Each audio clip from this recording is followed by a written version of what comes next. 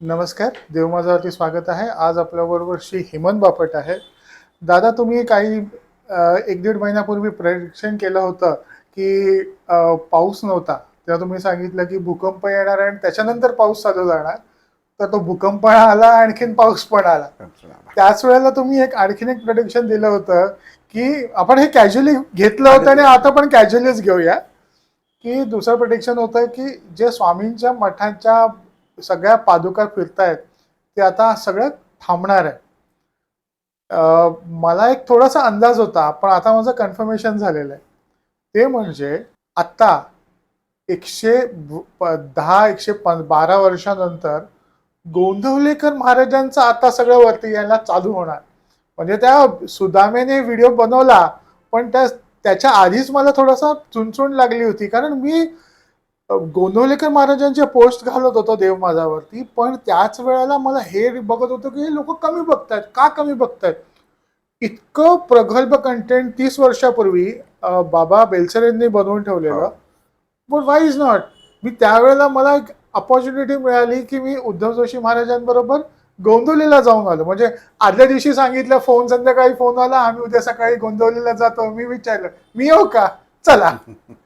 So मी काय observe, माझं observation आता सांगतो. This is a practical business observation. जे अक्कलकोटला लोक इन्व्हेस्ट करायचा बघतायत रिअल एस्टेटमध्ये, तो मायक्रो मार्केट, त्याच्यानंतर तुमचं बोलल्यानंतर मी तो मायक्रो मार्केट पण स्टडी केला की तो खूप सॅच्युरेट झालेला आहे. आणखीन अवाच्या सवा प्राइजेस पुढच्या 15 ते 20 वर्ष आता गोंधवलेकर महाराजांचं आहे. आणि तिकडे ऑलमोस्ट 10x आणखीन 50x प्राइजेस एस्केलेट होणार आहे गोंधवलेला.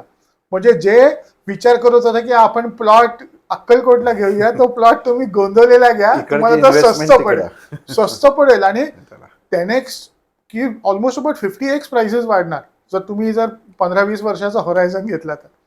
सो हे एक ऑब्झर्वेशन. त्याच्यानंतर आणि कसं झालेलं आहे की मी ते हे पण ऑब्झर्व केलं आहे की इतके जे पादुका घेऊन फिरायला लागलेले, ते आता सगळं आता हळूहळू कमी व्हायला लागलेलं आहे. जागृती झाली लोकांची. जागृती माहिती नाही, तो ट्रेंड होता, तो ट्रेंड आता संपायला आलेला. मी तो ट्रेंड म्हणून बघतो, कारण तसं नाहीये त्याच्याकडे. आता दादा, आपण एक याच्यात असं घेऊया की तुम्ही आता काही तुमचे काही ऑब्झर्वेशन्स होते, त्या बेसिसवरती तुम्ही ज्योतिषशास्त्र, कंपनशास्त्र, आणखीन मेडिकल, ह्या तिघांचं काहीतरी, मेडिकल ॲस्ट्रॉलॉजी. अच्छा, medical astrology.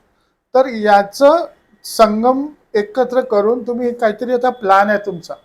But this is something which is as a professional service. Correct. आपण जरा त्याच्याबद्दल थोडंसं तुम्ही सांगा. त्याच्यामध्ये श्रीराम, सर्व देव माझा ह्या चॅनलवरील सर्वांना खूप खूप त्यांचे धन्यवाद आणि सर्वांनाच नमस्कार.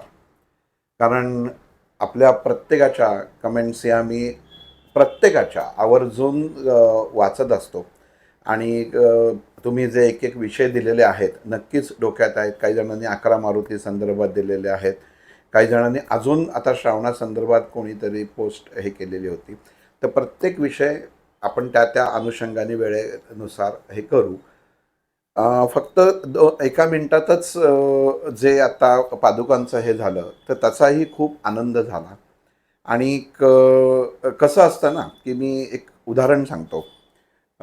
पुरुष हे शरद पोंक्षांचं नाटक, आणि ह्या नाटकामध्ये शेवटी असं दाखवलेलं आहे की त्यांनी जे कॅरेक्टर केलेलं आहे गुलाबराव यांचं, की आणि स्पृहाताई जोशी यांनी अंबिकेचं कॅरेक्टर केलं आहे, की तिच्यावरती ते अतिप्रसंग करतात आणि ज्या पद्धतीने ते स्टेजवर परत येतात आणि असं एक विक्षिप्त हावभाव, किळसवाणी हावभाव करतात. तर तेव्हा एका आजींनी त्यांना जाऊन चप्पलनी मारलं, म्हणजे चप्पल त्यांच्या अंगावर उगारली. हे जे आहे ना, ह्याला म्हणतात पावती. ही उत्तम अभिनयाची ही मिळालेली पावती, की मनुष्य तेवढा आतमधनं पेटून उठतो. आणि असंच काहीसं मला असं वाटतं की आपल्याला कुठल्याच भक्तांची श्रद्धा ह्याला डळमळू द्यायची नाही. फक्त ती उत्तम मार्गे, व्यवस्थित मार्गे जावी, जेणेकरून त्याला त्याचा उत्तम फायदा होईल. हा सगळ्यात आपण म्हणजे हे सगळे जे भाग 2-3 केले त्याचा हेतू तो होता. आणि खरंच आनंद वाटतो की प्रत्येकाने ते स्वीकारलं आहे. म्हणजे एकानी त्यांच्या घरामध्ये महाराजांच्या गेली 6 वर्ष पादुका काहीतरी वाईला येतात, मला एक्झॅक्ट माहीत नाही, आणि तिथनं पुण्यात काही दिवस असतात. तर ते 6 वर्ष त्यांच्या घरात येतात. आणि जेव्हा एपिसोड हा त्यांनी ऐकला तर त्यांनी पहिल्यांदा त्यांना सांगितलं की ह्या वर्षापासनं तुम्ही फक्त माझ्या घरातल्या स्वामींच्या पादुकांचं दर्शनाला या. हे सांगितल्यावर अर्थातच आयोजक आहेत ते थोडे नाराज झाले किंवा काय ह्याच्यात. कारण जे मागं आपण सांगितलं होतं की तुम्ही घरातल्या पादुका कशा तयार करू शकता झाडाच्या 2 फांद्यांमुळे. तर त्यांनी त्या केल्या आणि त्यांना त्याचा उत्तम प्रकारे फायदा झाला. फायदा कसा असतो की आपण एक व्यावहारिक बघतो आणि एक मानसिक बघतो. तर व्यावहारिक तर झालाच, पण मानसिकता पण, म्हणजे एक तृप्तता ही मिळाली. कारण 24 तास आता आपण त्यांच्या सहवासात आहोत. आणि दादा ते पण त्याच्यात घ्या की हे पण सांगा की जर पादुका जे स्वामींचं गुरुतत्व जे आहे ते अक्कलकोटला आहे, हो, ते जर आपण आपल्या घरी ऍक्टिव्हेट करायचं असेल तर त्याच्यासाठी काय करायला हवं?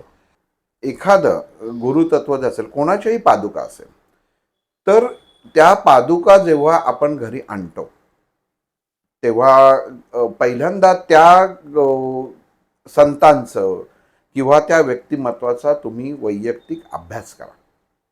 ही का सांगतो आहे की त्यांचे आचार विचार कित्येक आपण टी व्हीवरती आता सिरियल्स येऊन गेलेल्या आहेत, येत आहेत, की त्या तांत्रिक गोष्टींशी निगडीत आहेत. आणि आपल्याला अध्यात्मामध्ये कुठलीही तांत्रिक गोष्ट मनुष्यांनी करू नये, कारण ती हार्मफुल असते, ती त्रास देते आणि ह्याचा आपल्या घरावरती, मनावरती 100% परिणाम येतो. म्हणजे ज्यांना बऱ्याच जणांच्या घरामध्ये कायम आजारपणा असतात किंवा काही नोकऱ्या लागत नाहीत किंवा काही समथिंग गोष्टी असतात, त्यांना मी पहिला प्रश्न विचारतो, घरामध्ये कुठले धागे, दोरे, अंगारे, फोटो जमा केलेत का? तर 80% लोकांची उत्तरं हो असंच असतं. अर्थात ती त्यांची चुकी नसते, कारण मनुष्य इतका कंटाळलेला आणि वैतागलेला असतो अडचणींना. वास्तविक अडचण आणि प्रॉब्लेम हा मनुष्य स्वतःच्या मनाने ठरवत असतो, पण ती पातळी गाठलेली असते की त्याला कुठून तरी सोल्युशन हवं असतं. म्हणून कुठंतरी आपण गेलो की ह्यानी तरी माझं काम होईल, ह्यानी तरी काम होईल, अशा ह्यानी ते सगळं जमा केलेलं असतं. पण ह्या सर्व तांत्रिक गोष्टी असतात की मागं आपल्या भागात सांगितलं होतं की अंगारा आणणं वेगळं आणि विभूती आणणं वेगळं. अंगारा ही गोष्ट वेगळी असते आणि विभूती गोष्ट वेगळी असते. मागं सांगितलेलं होतं आपल्या एका भागामध्ये आपल्या आहे. तर हा इथपासनं आपण छोटी गोष्ट आपल्याला लक्षात ठेवणं गरजेचं थोडंसं आहे. त्याच्यामध्ये, कारण सगळ्यांनी तो एपिसोड बगितला नसेल, थोडंसं 2 मिनिटात त्याचं आपण एक्सप्लेनेशन. उदबत्ती किंवा मुळामध्ये अंगारा म्हणजे काय की घरामध्ये आपण उदबत्ती लावतो तर ती त्याचं ज्वलन होतं. इथं एक गोष्ट बऱ्याच सगळ्यांचा कायम प्रश्न असतो की उदबत्ती लावावी का नाही. म्हणजे त्याची काडी, बांबूची काडी असते, मग तो बांबू प्रेतासाठी वापरला जातो. मग त्याच्यात तर सायंटिफिक रिझन आहे त्याला, म्हणजे आध्यात्मिक रिझन काहीही नाही. सायंटिफिक रिझन असं आहे की बांबूच्या काडीमध्ये शिस हा जो धातू असतो, तर शिसाला जेव्हा जाळतो तर त्या जाळल्यानंतर त्यातनं जो धूर होतो हा मनुष्याला हानिकारक असतो शरीराला. हे एवढं एकमेव कारण आहे. हे सायंटिफिक कारण आहे, शास्त्रीय कारण आहे की बांबूच्या काडीमध्ये जर शिसं असतं, ते जर जाळलं तर घरामध्ये जो धूर तयार होतो किंवा त्या उदबत्तीचा जो वास येतो त्यांनी घरामध्ये शारीरिक दुखणी निर्माण होऊ शकतात. म्हणून उदबत्ती वापरू नये. म्हणून आपल्या काळांमध्ये, जुन्या काळांमध्ये काय केलंय, तर कुठेही जर बघितलं ना तर फक्त धूपच वापरलेला आहे, म्हणजे काड्यांचा वापर केलेला नाही. इतर काड्यांचा जनरली वापर करत नाहीत, कारण त्याची स्ट्रेंथ किंवा त्याचं आकार बदलतो, त्या मऊ पडतात. पण बांबूचं तसं नसतं, त्याचा गुणधर्म तसाच आहे त्याच्यामुळं. पण ह्याच्यात तर एक सोपी पद्धत मी तुम्हाला एक सांगतो की तुम्हाला जर काडी हे करायची असेल, तुम्हाला उत्तम उदबत्ती लावायची असेल ना, तर उदबत्ती जरूर घेऊन या. एखादा आपल्याला तो सुवास आवडतो तर तो घेऊन या. मग काय करा, ते हाताने त्याच्यावरचं जो लेअर आहे ना तो काढून तुम्ही बाजूला टाका आणि ती काडी बाजूला करून आहे ना ते धुपाच्या ह्याच्यामधनं तुम्ही किंवा कापुरावरती लावून तुम्ही ते हे करू शकता. म्हणजे हा एक भाग तुम्हाला शारीरिकदृष्ट्या त्याच्यात हे होणार नाही.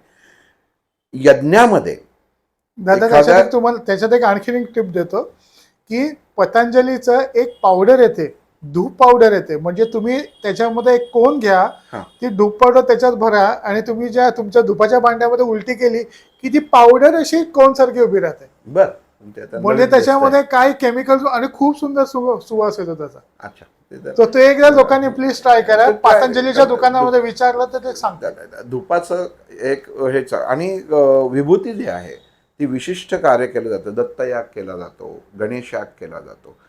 त्याच्यामध्ये जे मिळतं किंवा काही जण घरी अग्निहोत्र करतात. म्हणजे सूर्याला अग्नीला केलेलं आव्हान, त्याच्यापासनं ज्या समिधेची राख होते त्याला विभूती म्हणतात, त्याला अंगारा म्हणत नाहीत. आणि ती त्यातला जो अग्नी असतो हा अग्नी स्ट्रॉंग असतो. स्ट्रॉंग म्हणजे कसा, तर त्याचा इम्पॅक्ट मनुष्य देहावरती हा खूप लवकर होतो. अंगाराने तेवढा होत नाही. आणि अंगारामध्ये केमिकल किंवा जसं तुम्हाला सांगितलं तो भाग उदबत्ती येतो, म्हणजे अंगारा त्यांनी तयार होतो. घरामध्ये बऱ्याच जण आपण म्हणतो की उदबत्ती लावा, म्हणजे जे मार्गदर्शन करतात ते सांगतात की तुम्ही महाराज स्वामी यांच्या नावाने एक उदबत्ती लावा आणि उदबत्ती लावल्यानंतर तो अंगारा लहान मुलाला लावा. पण ह्याच्यामध्ये हा शिस ह्या धातूचा प्रत्येकाने विचार करणं गरजेचं आहे ह्याला. आणि कमकुवतपणा ठेवू नका. हाच कारण एक सर्वात काय मोठा प्रॉब्लेम हाच की होता की जे नॉर्मली जे व्यक्ती एका कुठल्या गोष्टीवरती स्वतःचा आत्मविश्वास त्या पुडीवरती आणून ठेवून दिलं जातं. त्यामुळं जसं आता सर म्हणले की आपण आपली भक्ती कृत्रिम असू नये. जी व्यक्ती एखाद्या गोष्टीवर अवलंबून राहते याचा अर्थ ती विकत घेण्यासारखी असते. की तुम्ही ती गोष्ट विभूती हे घेतली, ती तारक मंत्रात काय दिलंय, विभूती, नमन, नाम, ध्यान आणि तीर्थ, ह्या ह्या 5 गोष्टी दिलेल्या आहेत. म्हणजे विभूती म्हणजे तुमचा समर्पण भाव आहे. यज्ञामध्ये समर्पित भाव असतंय. मग ती विभूती म्हणजे काय, तुम्ही मठामधली किंवा इथली अंगारा नाहीये. विभूती, नमन, नाम, ध्यान आणि तीर्थ ह्या सगळ्या गोष्टी तुम्ही मनाने तुमच्या देहामध्ये अंतरात्म्यामध्ये बसलेल्या त्या परमात्म्याला तुम्ही स्वहा करा, म्हणजे त्यांच्याकडे स्वाधीन करा, ह्याला हे म्हटलेलं आहे. पण होतं कसं की बघा, तारक मंत्रातच म्हटलेलं आहे विभूती आणा, मग आपण ते विभूती घेऊन येतो. तर नाम, मग ह्या सगळ्या गोष्टी आहेत. विभूती याचा अर्थ यज्ञामध्ये तुम्ही समर्पित तुमची ते कुंड मनामध्ये प्रज्वलित करणं गरजेचं आहे. आणि ते प्रज्वलित केल्यानंतर नाम घेणं बसेल. मग त्याच्यावरती तुम्हाला नमन नमस्कार वेगळा, नमन वेगळा. आपण एखाद्याला आपण नमस्कार करतो, या बसा नमस्कार, त्याच्यामध्ये भाव नसतो. पण नमन म्हणजे तुम्ही ज्याच्यामध्ये मन नाही, म्हणजे मी नाही, त्याला नमन म्हणतात. मन की त्याच्यामध्ये मीपणा नसावा म्हणून तो तिथं सोडला वेळ. ध्यान म्हणजे लक्ष, म्हणजे ह्याच्यामध्ये लक्ष दिलं पाहिजे, अधीनता पाहिजे. ध्यानाचा तिथं अर्थ काय, तर अधीनता पाहिजे. नमन, नाम, ध्यान आणि मग तीर्थ. मग तीर्थ काय घ्यायचं आहे त्याच्यात, तर ते आपण म्हणतो की ते मंदिरात गेल्यानंतर तीर्थ घ्या, तर ते तीर्थ नाहीये. ह्या 4 गोष्टी तुम्ही जेव्हा स्वतःच्या अंतर्मनामध्ये करता किंवा त्या अप्लाय करता जीवनामध्ये, तर त्याच्यामधनं जो तुम्हाला मानसिक स्वास्थ्य मिळतं, शांती मिळतं, त्याला तीर्थ म्हटलेलं आहे. त्यामुळं हा जिथं जिथं लिहिलं गेलेलं असतं ना, तर त्या शब्द ती नीट समजून घेणं लक्ष आपल्याला पाहिजे. त्याचा विपरीत अर्थ कधीही काढू नये. आणि बाह्य गोष्टींवर तर प्लीज अवलंबून राहू नका. दादा ह्याच्यात आता एक सांगा की कित्येकदा ना पुडी असते, हां याची अंगारा काही त्याच्यात काही म्हणा पुडी त्याच्यात, कारण काय घातलेलं आतमध्ये ठेवलेलं त्याच्यात माहिती नाही. ते किती दिवस अशी ठेवायची आपल्याकडे? काय की असं काय जसं औषधाला एक्सपायरी डेट असते तसं कुठलंही धातू कुठल्याही वस्तूमध्ये एक एक विशिष्ट काळ ती आहे एनर्जी ना. राहते. बरेच जण असे आहेत, म्हणजे असेही जण बरेच जण पाहिलेले आहेत की त्यांच्याकडं त्यांचे सेवेकरी येतात, पुड्या करून ठेवतात. मी माझं एक उदाहरण तुम्हाला सांगतो. माझा एका अनुभवामध्ये मी सांगितलं होतं. खूप वर्षापूर्वी मी जेव्हा गगनगिरी महाराज होते, तेव्हा मी महाराजांकडे गेलो होतो ह्याला, खोपोलीला. आणि म्हणजे खूपच वर्ष झाली. आणि जिथं 4 वाजता महाराज त्या हॉलमध्ये बसायचे आणि त्या हॉलमध्ये बसल्यानंतर त्यांचा सत्संग व्हायचा. आणि तिथं पाठीमागं म्हणजे त्याच हॉलच्या एका बाजूला अंगारा ठेवलेला असायचा, म्हणजे विभूती ठेवलेली असायची. आता अंगारा होता का विभूती होती हे माहीत नव्हतं, पण ते ठेवलेलं नाही, असायचं. तिकडे कसं आहे की तिकडे हवन केलं जातं आणि हवनाच्या त्या लोक जे लिहितात ना ओम श्री गगनगिरी नाथाय हां नमः हां. असे जे लिहिलेले असतात ना त्याच्या त्या त्या कागदांच्या पुड्या बनवल्या पुड्या जातात. बनवल्या. तर त्यातलं झालं काय की मला दोघा तिघांनी सांगितलं होतं की तू जाणार आहेस तर आमच्यासाठी पण घेऊन ये. म्हणून मी अशा एक 5-6 घेतल्या पुड्या. आणि तिथं त्यांचं जे सेवेकरी होता तर ते म्हणले, काय तुम्ही एक तुमच्यापुरती घ्या. म्हटलं नाही, अहो माझे दोघा तिघा मित्राने सांगितलेलं आहे. तर त्यांनी मला असं बोलले की फुकट मिळते म्हणून बोकाळलात का. तर त्याला म्हटलं, अहो अंगाराच घेतो, विभूतीच घेतो आहे. पण ते म्हणले की नाही तुमच्यापुरती घ्या. म्हटलं ठीक आहे. मी असं तिथं ठेवून दिली. म्हटलं नकोच त्याला, मला मिळणार असेल तर कशीही मिळेल, ती मी ह्याच्यामध्ये घेणार नाही, असं मला नकोच आहे असं म्हणून मी ते बाहेर आलो होतो. आणि जेव्हा परत घाट यायला, तेव्हा एक्सप्रेस हायवे नव्हता, आम्ही 2 व्हीलरवर गेलो होतो. घाटाच्या इथं माझ्या जिथं ऑफिस आहे त्याच्या बाजूलाच एक जण पाठक म्हणून राहतात, त्यांचा फोन आला की अरे वापट, तुम्ही शेगावला मी गेलो होतो तर महाराजांच्या मंदिरामधला अंगारा घेऊन आलेलो आहे, तर तुमच्या ऑफिसमध्ये ठेवलेला आहे. म्हणजे मला असं झालं की महाराजांनी तेव्हा ही गोष्ट त्याच्यामध्ये ऐकली आणि आपल्याला ते प्राप्त झालं. आणि तो अख्खा म्हणजे एखादं आपण ते मोठं प्लॅस्टिकची बॅग असते ना तेवढा भरून मग तो अंगारा होता. आनंद झाला. मी आलो, मग तो अंगारा घरी नेला. ही गोष्ट खूपच म्हणजे अगोदरची आहे. म्हणजे माझ्या मते 1998 झाली, तेव्हा मोबाईल जस्ट चालू झाले होते, तेव्हा माझ्याकडे मोबाईल होता. तर तेव्हाची गोष्ट आहे. इथं आलो आणि जेव्हा माझ्या गुरूंना कळलं की असं असं, मी त्यांना सांगितलं की ह्या गोष्टी अशा झाल्या. मग म्हणले ठीक आहे, आता उद्यापासून काय तुला माझ्याकडे यायची गरज नाही. म्हटलं का, असं काय म्हणता. नाही, आता तुला अंगारा मिळाला, तू अंगारा लाव आणि अंगारा लावूनच बस. म्हटलं नाही, असं नाही होणार. म्हटलं असं कसं. त्याच्यामध्ये कमकुवतपणा कुठं तयार होतो आणि मनुष्य कर्म करायचं थांबतो, तर तिथं आहे. मग त्यांनी मला ते पटवून दिलं. परत विषय कुठं झाला, सगळ्या संतांवरती झाला. कुठल्या संतांनी अंगारे दिलेत का, कुठल्या संतांनी अमुक ह्या गोष्टी अशा दिल्यात का, ह्या 4 पुड्या घेऊन जा आणि त्याच्यामध्ये हे कर, तर नाहीये. इथं अजून एक गोष्ट मुद्दामून, म्हणजे ह्याच्यावरती कदाचित प्रश्न हा व्हिडिओ ऐकल्यावर येऊ शकतो. अमुक पोथीत लिहिलेलं आहे, अमुक स्तोत्रात लिहिलेलं आहे, हे नंतर लिहिलं गेलेलं आहे. तुम्ही एखादी गोष्ट, म्हणजे महाराजांनी सुद्धा एखादी मातीच्या हातात घेऊन हे जर घेऊन जा, तर ती विभूतीपेक्षा कमी नाही. तो त्या क्षणी त्या माणसाला कळण्यासाठी केलेला एक चमत्कार असतो. पण म्हणून मुद्दामून तिथं तुम्ही काही वेगळं हे केलं आहे असं, त्यांनी तर सवयच लावून ठेवली असते ना. अक्कलकोट स्वामी महाराजांनी असो किंवा शंकर महाराजांनी असो, त्यांनी सांगूनच ठेवलं असतं की माझ्या अंगाला घेऊनच जायचंय. असं स्टेटमेंट आहे का त्यांचं कुठं? कुठेच नाही. कुठंच नाही आहे. मग हे नंतर माणसांनी केलेलं आहे की त्याच्यामध्ये घेऊन जा. अजून एक गोष्ट थोडं स्पष्ट बोलतो, अधिक क्षमा मागतो. शंकर महाराजांना जी सिगरेट लावतात 4 मिनार, आज त्याचं प्रोडक्शन बंद झालं, ती सिगरेट बंद झाली. आता काय करणार? आता मला म्हणजे माझा एक तो प्रश्न आहे. आणि फ्रँकली सर, तुम्ही हे सांगताना त्याच्यावर I can relate to it, कारण जो व्यक्ती एक समजा चारमिनार फुकट असेल ना, तो 555 दिली की त्याला मालब्रो द्या, तो पिणार Exactly. नाही, त्याला ती 55 त्याला हा. तीच पाहिजे सिगरेट, 4 कारण मिनिटातच ही पाहिजे. 10 रुपयाला पाकिट येतं. मग असं एका पुस्तकात दिव्य स्पर्शीमध्ये डॉक्टर राम भोसलेंच्या पुस्तकात पण आहे की त्यांना जेव्हा वाईवरनं ते येत होते तर महाराजांनी त्यांना जंगलामध्ये तिकडनं ते जंगल होतं अडवलं होतं आणि 555 सिगरेट ही दोघांनी मिळून हे केली. तर उद्यापासून आपण तर 555 सिगरेट खिशाला परवडणार आहे का प्रत्येकाने जर लावायचं ठरलं तर.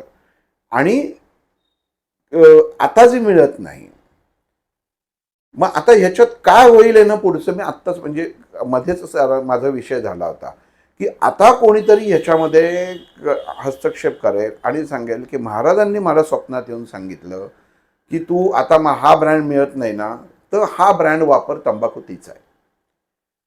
हे घडू शकतं, कदाचित घडतही असेल की मग ते फिल्टर कापायचं, कारण 4 मिनरी सिगरेट नॉन फिल्टर आहे.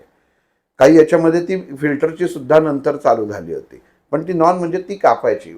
म्हणजे काय झालं की असं आहे का की सिगरेट नाही, ती 4 मिनारच होती, म्हणजे ते समीकरण जुळालं होतं. पण आता ते कुठेही मिळत नाही. मग आपण अशा पॉझिटिव्ह पद्धतीने घेऊ शकतो की शंकर महाराजच म्हणतायत की आता मी पण दमलो, तुम्ही पण सिगरेटी ओढू नका. हा आपण एक असा पॉझिटिव्हनेस आपण घेऊ शकतो का? घेतलाच पाहिजे उलट. घेतला पाहिजे. कारण दादा मी ओळखतो लोकांना दिवसाला 350-400 रुपयाचे सिगरेटी फुकतात. मग जर असं आपण जशी एखादी गोष्ट घेतो की नाही, मग ज्यांना आपण तेव्हा लावत होतो, बरेच जण लावायचे याच्यात की सिगरेट बाबा आहे का तरी महाराजांना लावा, ठीक आहे. पण ते जसं स्वीकारलं ना तसं आज हे पण स्वीकारा की आज महाराजांनीच त्यांची, नाहीतर त्यांनी फॅक्टरी बंद होऊ दिली नसती किंवा काय जे प्रॉब्लेम आहे तो त्यांनी सांगितला बाबा चला मी माझी सोय का बंद करू, एवढे भक्त लावतायत ते. त्यामुळं हा भाग नीट समजून घ्या की हे नीट समजणं गरजेचं आहे की एखादी गोष्ट क्षणभर झाली म्हणजे ती त्या संतांना तुम्ही चिटकवून टाकू नका की हे असंच आहे ते. आणि नंतर ह्या गोष्टी खूप अशा चिकटवल्या गेलेल्या आहेत. हे मण्यांच्या बाबतीत झालं की इकडं मणी, म्हणजे शेवटी आधी महाराजांचा एकच मणी होता, मग 2 आले, मग 3 आले, मग दावे करायला लागले आमच्याकडे पण आहे, म्हणजे कळतच नाही मग नक्की खरे किती.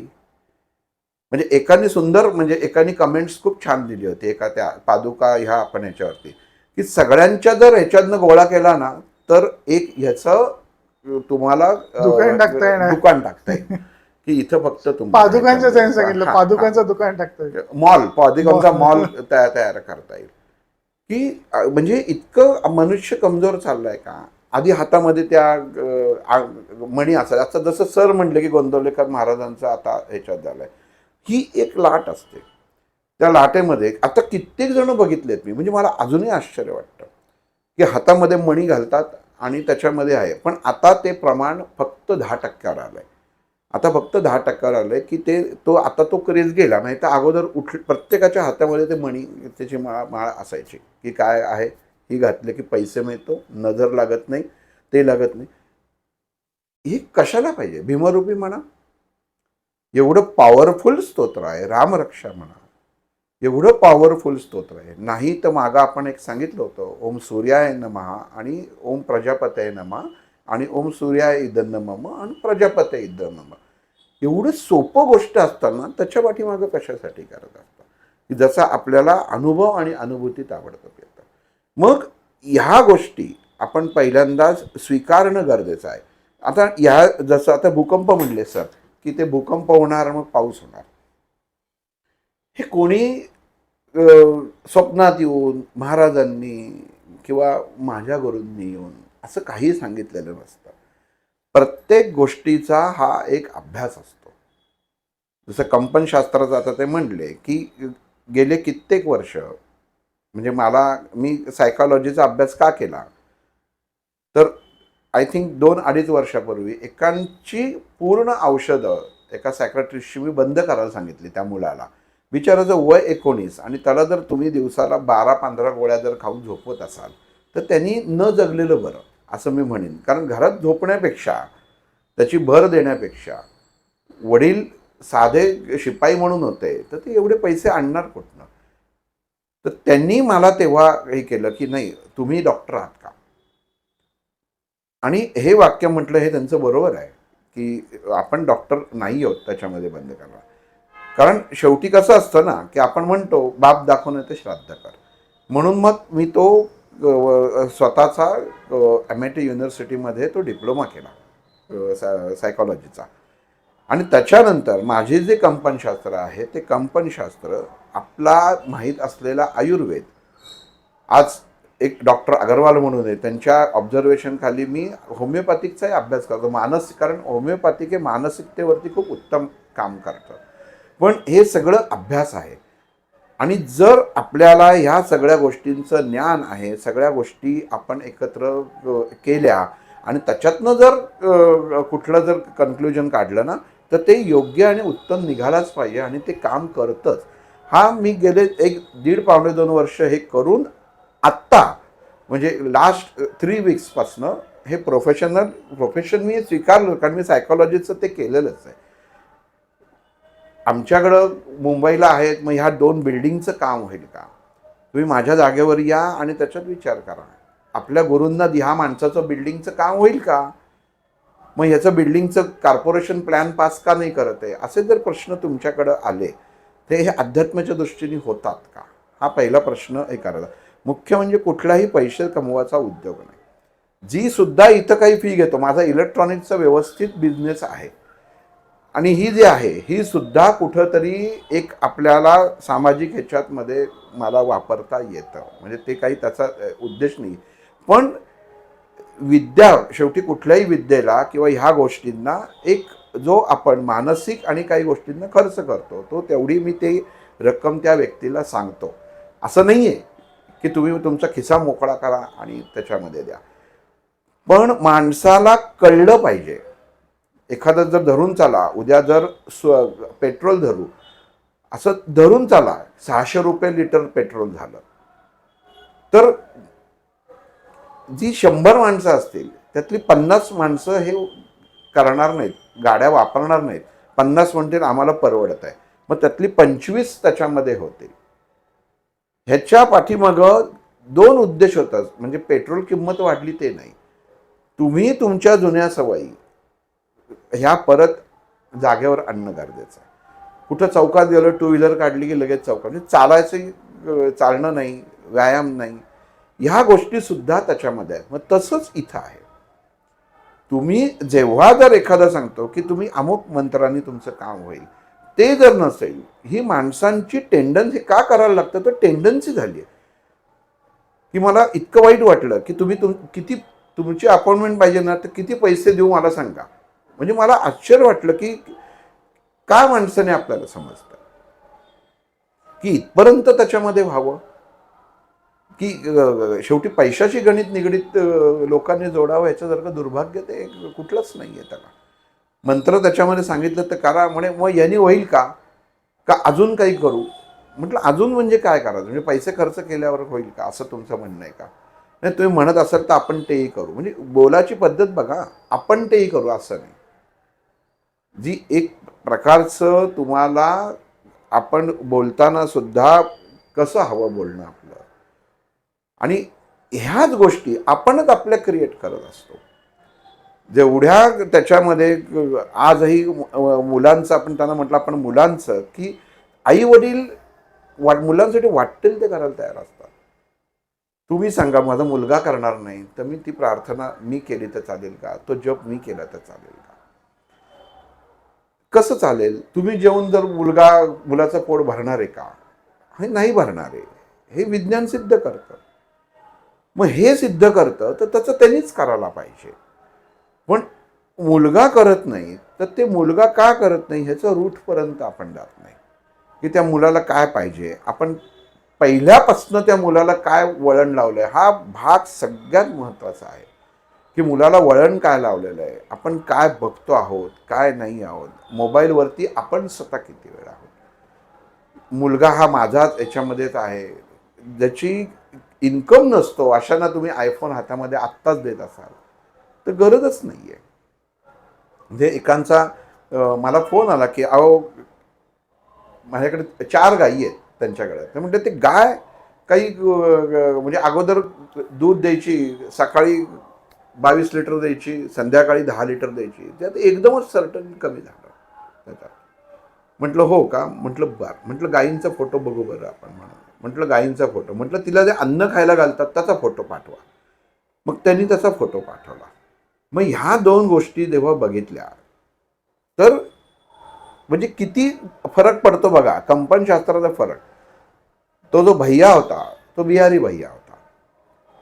मग तिथं मी गेलो आणि तिथं बघितल्यावरती लक्षात आलं की त्या जो नवीन भैया आला होता त्याला मोठ्यानी ती बिहारमधली ती गाणी ऐकायची सवय होती. अर्थात त्याची चूक नाही, तो काय करणार, काम करता करता सगळा गोठा मोठा, तर तो ते मोठ्या त्या स्पीकरवरती ते लावून ठेवायचा.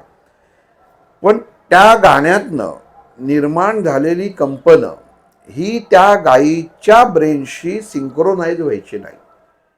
आता हा प्रॉब्लेम आपण त्याचे पशु डॉक्टर येऊन गेले, मग आपण तुम्हाला त्यांना हार्मोन्स पण बरोबर आहे ते बघितलं, पण म्हणले आपण अजून इंजेक्शन देऊ. पण अशा हे करताना त्याच्यात ते हे झालं.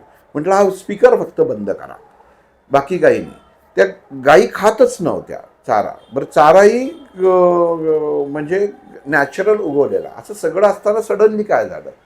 मग सगळ्यांची अगोदर ती दृष्ट काढली गेली गायींची.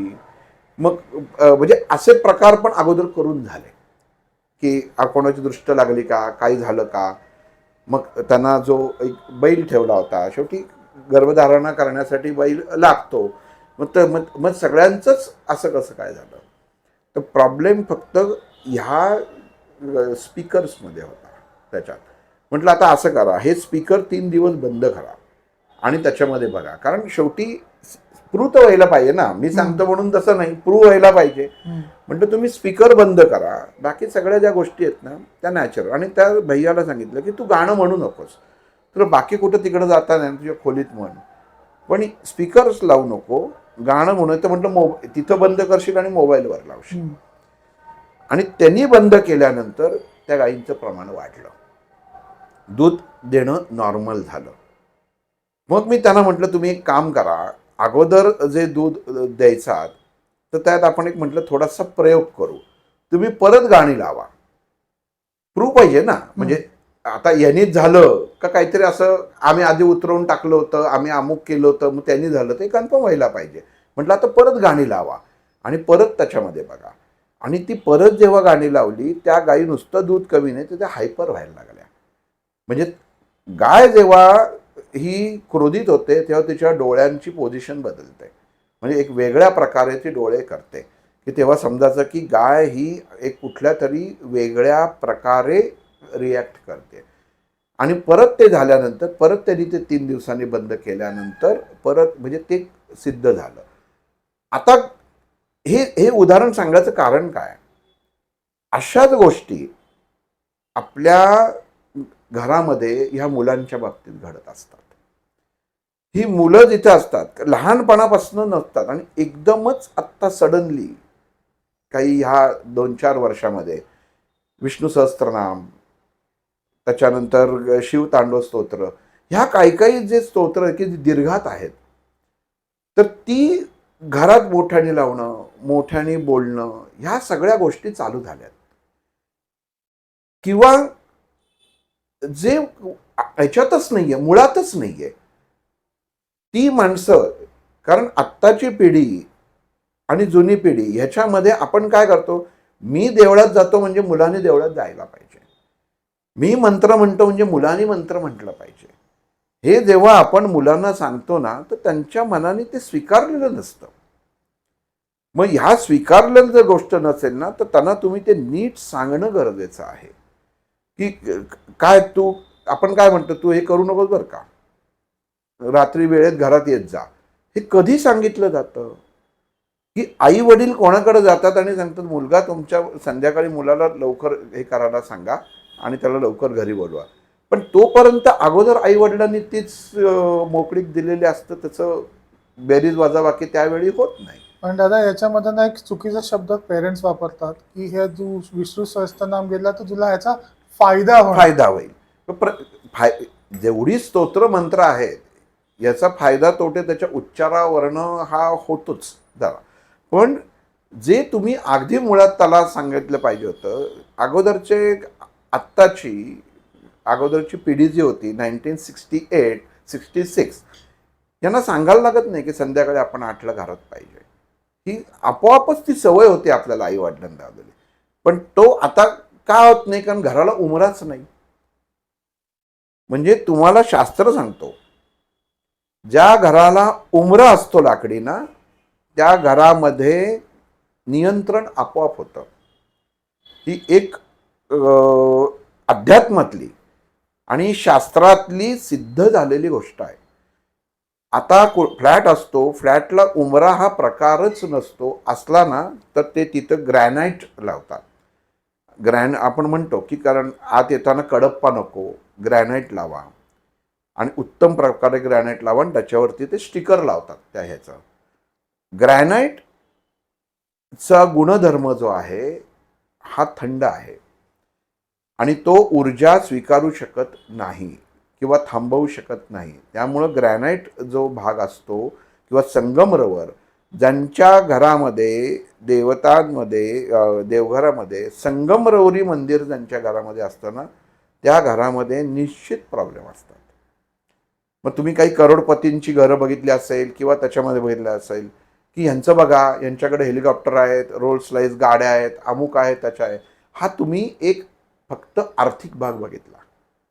मानसिक शारीरिक भाग त्यांचा हा जर बघितला तर कळतं की इथं मुडदा घरापेक्षा जास्त काही नाही. म्हणजे हा शब्द त्याला वापरला जातो. दादा पण एक त्याच्यात विषयांतर नाही करत आहे, पण I want to concentrate on that part itself. कारण कसं असतं, आधी एक घरामध्ये ठोकळा असतो, ठोकळ्यानंतर एक लाकडी मंदिर येतं भिंतीवरती, त्याच्यानंतर एक मोठं लाकडी मंदिर बनतं, त्याच्यानंतर एक नॅचरल प्रोग्रेशनमध्ये आपण एक छानसं मोठं पांढरं राजस्थानी मकराना मार्बलचं मंदिर घरी बनवून घेऊया. आता तुम्ही सांगतात ते मंदिरच प्रॉब्लेमॅटिक आहे. 100% जे प्रॉब्लेमॅटिक आहे ना ते काढायलाच पाहिजे. ओके. हे जे प्रॉब्लेम आहे त्याला सोल्युशन नाही, हे काढायलाच पाहिजे. जिथं पण एक सांगा आता, आपण तो keep that thought in your mind. आता मला वाटतं की आता एक 7,500-8 हजाराचा आता 10-15 हजाराचे मंदिरं झाले, मोठे 3.5-4 फुटाचे. मी मग त्याचं करू काय? कारण मी असं कोणाला देऊन टाकून सांगू शकत द्यायचं. नाही. तुम्हाला तुमचं स्वतःचं नुकसान महत्वाचं आहे का पैसे महत्वाचे आहेत? पण व्हॉट डू आय आता मूव्ह ह्याच्यात टू? तुम्हाला अजून एक गंमत सांगतो. ह्याच्यात प्रश्न काय येऊ शकतो सांगतो. हां. बिर्ला मंदिर उभारली गेलेली आहेत ना हो. सगळी, हो. ती बघा सगळे ह्याचीच आहेत, हो, संगमनेर. या संगमरवराचीच हो. आहेत. बिर्ला मंदिरमध्ये म्हणजे मी मुद्दामून गोष्ट इथं नमूद करतो. माणसं एखाद्या सिटीमध्ये बिर्ला मंदिर असेल ना तर तिथं बिर्ला मंदिर पाहायला जातात. हो. किती सुंदर आहे, कृष्णाचं मंदिर आहे, म्हणजे तिथं त्याच्यामध्ये आहे. पण ह्या पुढे जर तुम्ही जाल ना तर त्या बिर्ला मंदिरानंतर कुठलंही तुम्ही तुमच्या चॉईसने घ्या, तुमच्या चॉईसने इतर कुठल्याही आपल्या साध्या मंदिरात तुम्ही जा. म्हणजे एक, कारण शेवटी कसं आहे ना, गोष्ट करून बघावी, अनुभव घेतला तरच त्याचा फायदा, नाहीतर मग त्याचा फायदा होत नाही. तर उत्तमच उत्तम बिर्ला मंदिरमध्ये तुम्ही जा, तुम्हाला काय साधना करायची ती करा आणि ती अगदी छोटंसं कुठल्याही इतर मंदिरामध्ये जा, तिथं बसा आणि तुम्हाला स्वतः खात्री करून सांगा की तुम्हाला मनशांती कुठं लागली. बिर्ला मंदिरामध्ये तुम्ही जेव्हा, बिर्ला मंदिर म्हणजे काही आपण एक उदाहरण म्हणून घेतोय, म्हणजे त्या प्रकारे मंदिर असतात. बिर्ला मंदिर सगळ्यांना पटकन लक्षात यावं म्हणून.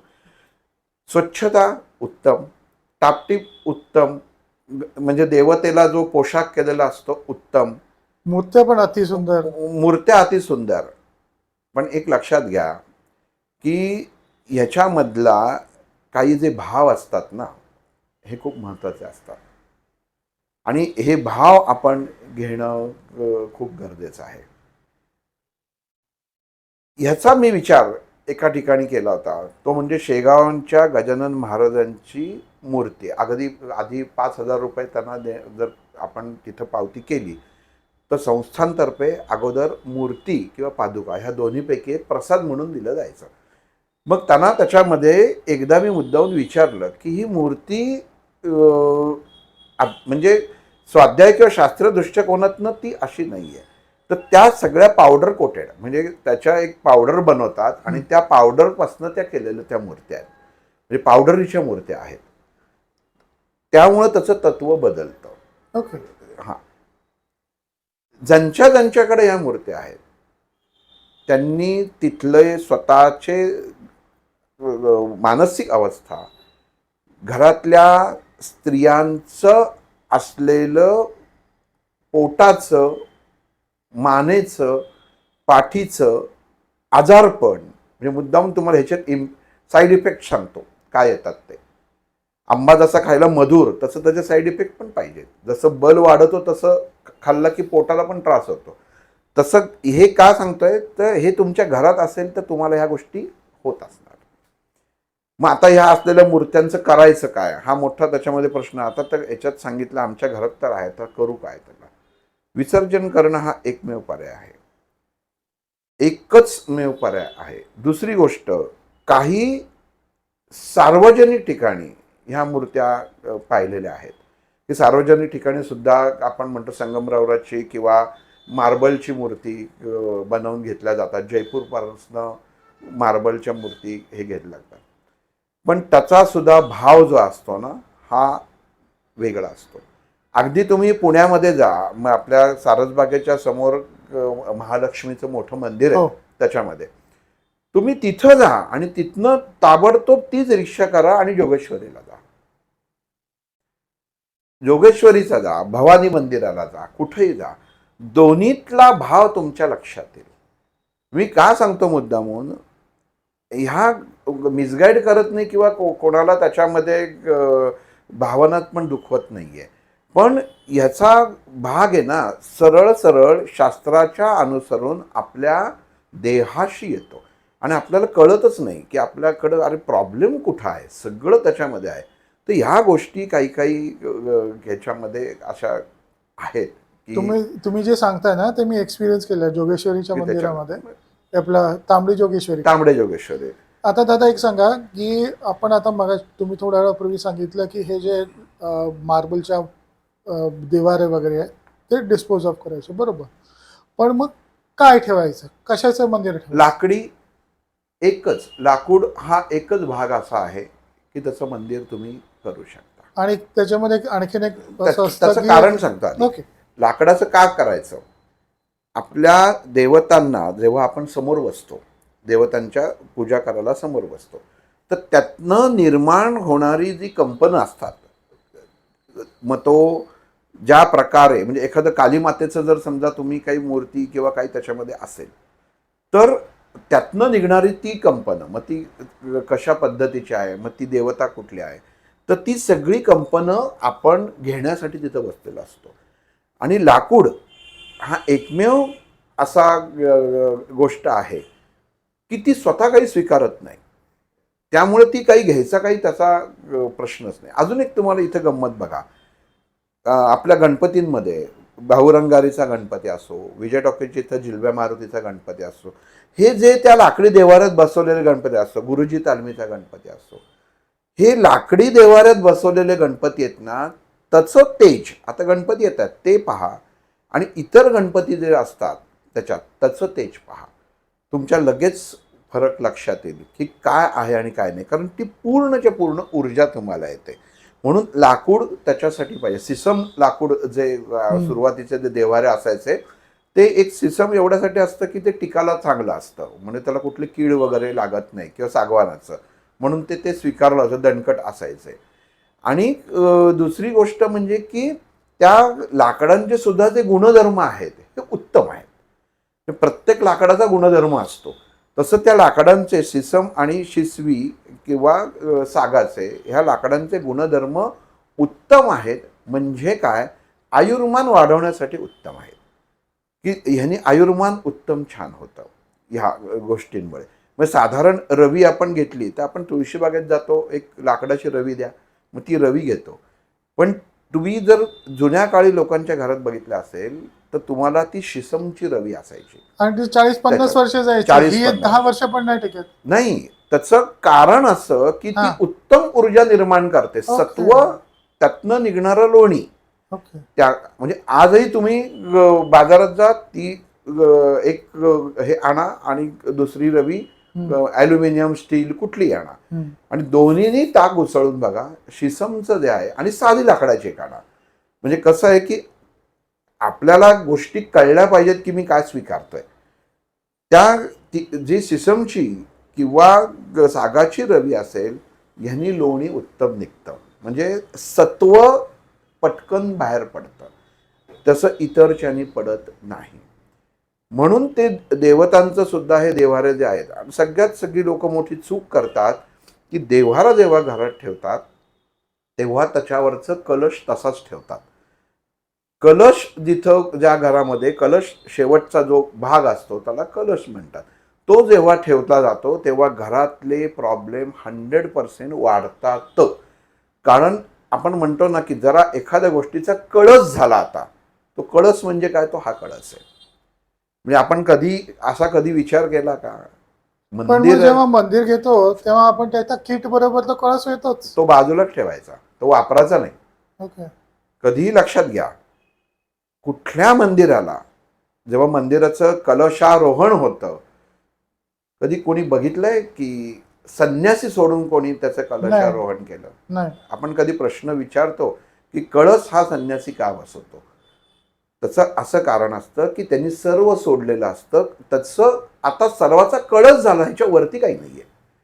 म्हणून ते संन्यासींच्या हातनं कलशाचं पूजन केलं जातं. म्हणजे शंकराचार्य असो किंवा जे खरे संन्यासी असतात त्यातले सांसारिक संन्यासी चालत नाहीत. खरे संन्यासी असतात त्यांच्या हातनंच कलश पूजन केलं जातं. तेव्हाच बसवला जातो. अन्यथा जेव्हा मंदिर बांधलं जातं तेव्हाच कोणी बसवलं असता. त्या माणसाची प्रक्रिया काय? मग त्याचं एक वेगळी प्रक्रिया जी असते ज्यांनी हे केलेलं बघितलं असेल तो भाग वेगळा आहे. पण त्या कलशाची एक प्रक्रिया असते. त्यांनी त्याला त्याच्यामध्ये प्राण आणले जातात आणि मग त्याचं तो स्थापन केला जातो की त्याच्यावर काही नाही. मग तसं घरामध्ये तुम्ही ते जे असेल आज कोणाचं असेल फक्त एवढासा वरचा भाग असतो तो काढून ठेवा. बऱ्याच जणांना सवय असते की त्या देवघराच्या वरती त्याच्या अजून फोटो किंवा अजून काही त्याच्यामध्ये पुस्तकं, पोथ्या. तिथं का ठेवता? खाली ड्रॉवर असतो. ह्या काही गोष्टी तुमच्या डोक्यावर ओझं ठेवलं तर चालेल का? साधी गोष्ट आहे. तुम्ही त्याला निर्जीव समजलात तर मी म्हणेन तुम्ही तिथं अगदी खायचे पाण्याचे डबे पण ठेवा. काही प्रॉब्लेम नाही. पण तुम्ही त्याच्याकडनं काही त्या तत्वाकडनं उत्तम मानसिकतेची अपेक्षा करत असाल. पैशाची नाही. मानसिकतेची. घरामध्ये सत्व गुण कायम राहावा टिकावा ह्याची अपेक्षा करत असाल तर मात्र तुम्हाला ते काढणं गरजेचं आहे. हा एक भाग झाला. गोष्ट नंबर 2 प्रत्येकाच्या घरामध्ये खाली देवघरामध्ये जागा खाली देव्हाऱ्याची असतेच असं नाही.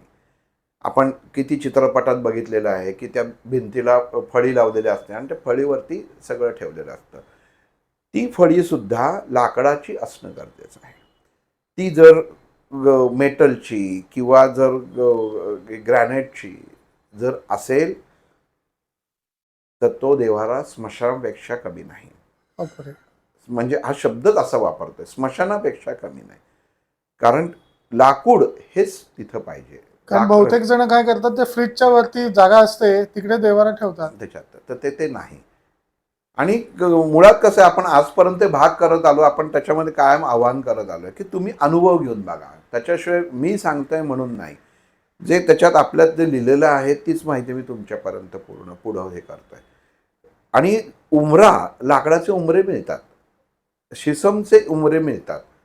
तुम्ही कितीही तुमचा महागडा फ्लॅट असो पण उमरा ज्या क्षणी लावलात तुमच्या घरामधली शांती घरामधलं वातावरण आरोग्य धन आरोग्य सर्व हे बदलायला सुरुवात होते. अर्थात ती तुम्ही म्हणाल की मी लावलं आता 2 महिने झाले अजून काहीच नाही तर तसं नसतं. पहिलं एकाने आत्ता एक म्हणजे दुर्दैव कसं असतं बघा. आपण हे जे भाग करतो एकाने मला SMS केला की पत्नी माझी गेली आणि मी एवढा डिप्रेशनमध्ये गेलो.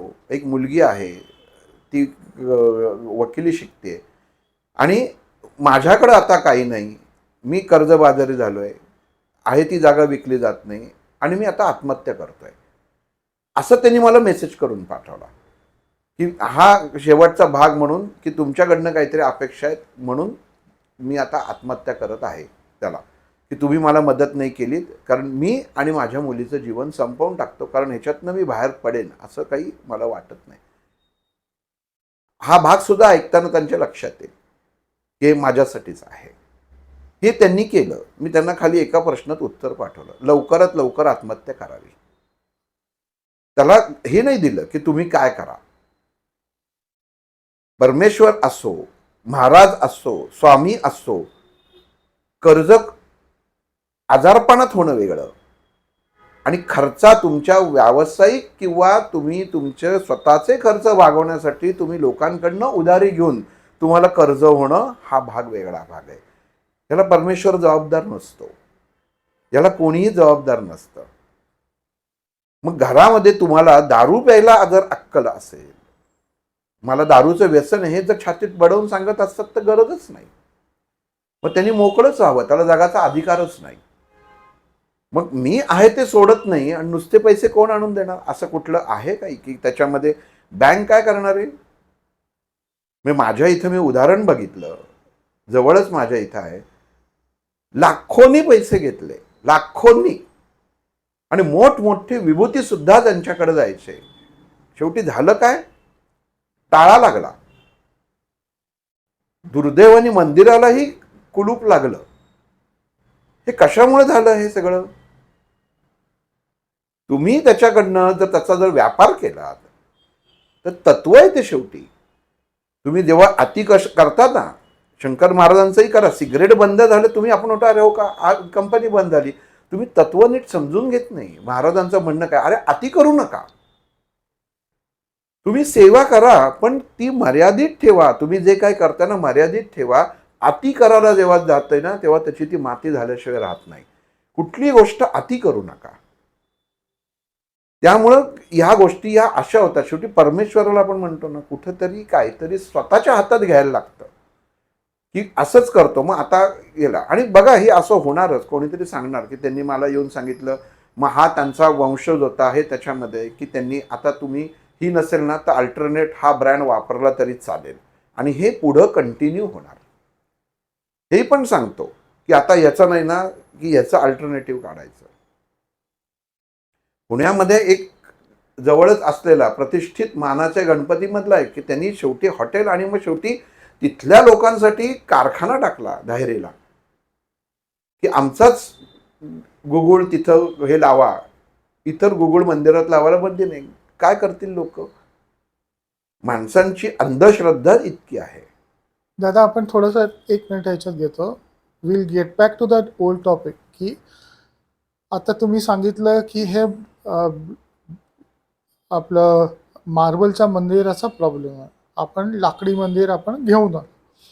लाकडी मंदिर तसं घ्यायला बघितलं तर खूप एक्सपेन्सिव्ह. म्हणजे जो 7-8 हजाराचा मार्बलचा मंदिर बसणार, लाकडी मंदिर घ्यायला तर 25,000 जाणार त्याच साईज. बरोबर. तर आपण विल डाऊन साईज इट, म्हणजे चौरंग छोटासा ठेवा. घेणार. नाही पण प्रॉब्लेम तो क्वेश्चन तो नाही आहे. क्वेश्चन असा आहे की आपण एवढ्या साऱ्या मूर्त्या जमा केलेल्या आहेत, त्या देवाचा कोप होईल का ही पहिली भीती समोर असते की मी हे जर विसर्जन करून टाकलं. होणारच. तुम्ही जेव्हा एखादं कार्य करता ना तेव्हा त्यांची राहायची माणसांची सोय आपण करतो की नाही, हो तशी ती सोय करायला पाहिजे. पण ही एवढी गरज काय, म्हणून सांगितलं ना की आपण शास्त्राच्या अनुषंगाने जात नाही ना, हाच आपला सगळ्यात मोठा प्रॉब्लेम आणि विकनेस आहे की ज्याचा फायदा घेतला जातो.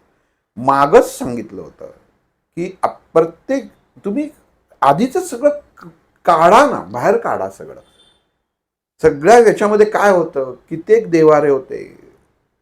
देवाऱ्यामध्ये गणपती, परत सांगतो, गणपती, बाळकृष्ण, कृष्ण नाही बाळकृष्ण, अन्नपूर्णा, शाळीग्राम आणि लक्ष्मी मातेची मूर्ती, एवढंच त्याच्यामध्ये पाहिजे.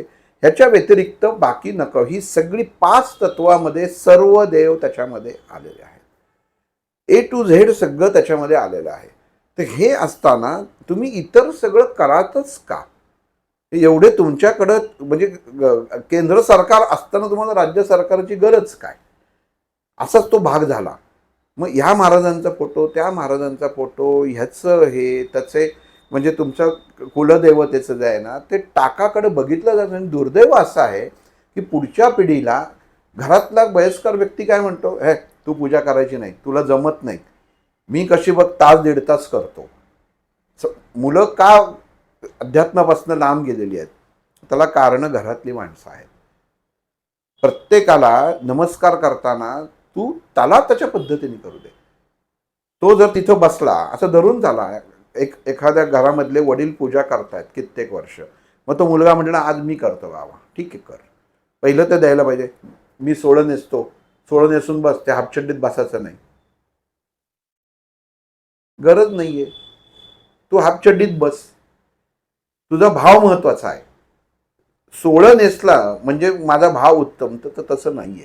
तुमचा भाव महत्व, तो बसला असं धरून चालू की तो मुलगा मोबाईल घेऊन बसला, ठीक आहे, त्यांनी पूजा चालू केली. वडील पूजा करताना विष्णू सहस्त्रनाम किंवा काही अजून स्तोत्र घेऊन पूजन करत असतील, मग ते मुलाला काहीच माहीत नाही. अशा वेळी ते वडील बाजूला बसलेले असतात लांबनं आणि लक्ष ठेवत असतात, थांब रे, आधी त्याला ते वाहू नको, मग ते नीट जरा पुसून घे, मग नंतर नीट धुवून घे. म्हणजे वडील काय म्हणतात, देवानं धुवून घे, स्नान घालून घे नाही म्हणत, धुवून घे म्हणतात त्याच्यात. ठीक आहे, तो मुलगा म्हणतो बाबा तुम्ही मला जास्त सांगू नका, मी माझ्या याच्याप्रमाणे व्यवस्थित करतो आहे, बरोबर आहे. मग ती त्याच्यामध्ये करतात, नाही अगोदर तिथं ठेव, ते नीट ठेव, ते तिरकं बसलंय. मग त्या मुलाचा फोन येतो की तो म्हणतो, अरे बोल, तुला किती वेळा सांगितलंय हे पूजा करताना फोन तिथं पाहिजे, तुझं काय त्याच्यामध्ये आहे ना, म्हणून ते तुमच्या पिढीला त्याच्यामध्ये येत नाही. हे इतके बोल लावले. प्रॉब्लेम इथं आहे. आज तो मुलगा पूजेला सुरुवात करतोय, मोबाईल बाजूला घेऊन बसलाय, बस काही प्रॉब्लेम नाही, त्याच्यावर कॉल अटेंड करतोय, कर. 2 दिवस गेले ना की तो मुलगा स्वतःहून फोन घेणार नाही. पण आपण त्या मुलांना संधी देत नाही, स्पेस देत नाही बेसिकली. तर आताच्या म्हणायचं झालं तर. आताच्या त्याला ती फेस देत नाही की तू त्याच्यात करू नको. मग ती आई म्हणते, बाबा करतात ते कसं किती छान सगळे हार वगैरे घालतात, तुला एवढं पण जमत नाही का, नुसतं मित्रांकडे गेलं की कसं असतो. हे प्रॉब्लेम आहेत. मुलं अध्यात्मापासून लांब जायचं. आणि दादा एक पण ऑब्झर्व केलेलं आहे, हे जे सगळे मंदिरामध्ये 1-1 तास अर्ध्या चालतात ना, सगळी जी यंग पोरं आहेत ना सगळी पळून जातात. कोणी जात नाही. मी म्हणजे इतरांचं कशाला, मी तुम्हाला स्वतःचं उदाहरण सांगतो. जिथं आरती असेल ना तिथं मी कधीही थांबत नाही. ओके. म्हणजे कधीही थांबत नाही. रामदास स्वामींची जर आरत्या बघितल्या, एक महाराजांनी, एकनाथ महाराजांनी केलेलं, हे का छोट्या केल्या आहेत. तुमचा परमेश्वरापाशी भाव जेवढा आहे ना तेवढाच ठेवा. मग स्वतःचं त्याच्यात करायचं, मग त्याच्यामध्ये ते नगारे की ते जो भावच निघून जातो. म्हणजे रामदास स्वामींनी आरत्या सुद्धा लिहिताना किती किती कडव्याची आरती आहे गणपतीची, 2 कडव्याची आरती आहे, पण त्या 2 कडव्यामध्ये इतकं छान वाटतं. पण तशाच सगळ्या शॉर्ट आरत्या आहेत. मग हे मुद्दामून केलंय, पण ती म्हणायची, मग त्याच्यात अजून काय करायचं, मग त्याच्यामध्ये तुमच्या त्या संस्थानाची असलेली भजनं कोणीतरी केलेली असतात ती त्याच्यात करायची. कोणी बोलत नाही, पण माणसं कंटाळतात. याच्यामध्ये तुम्ही येत नाही. देवाची या द्वारी उभा क्षणभरी हा कायम भागच आपण विसरतो की तिथं तुम्ही समर्पण त्याच्यामध्ये द्या.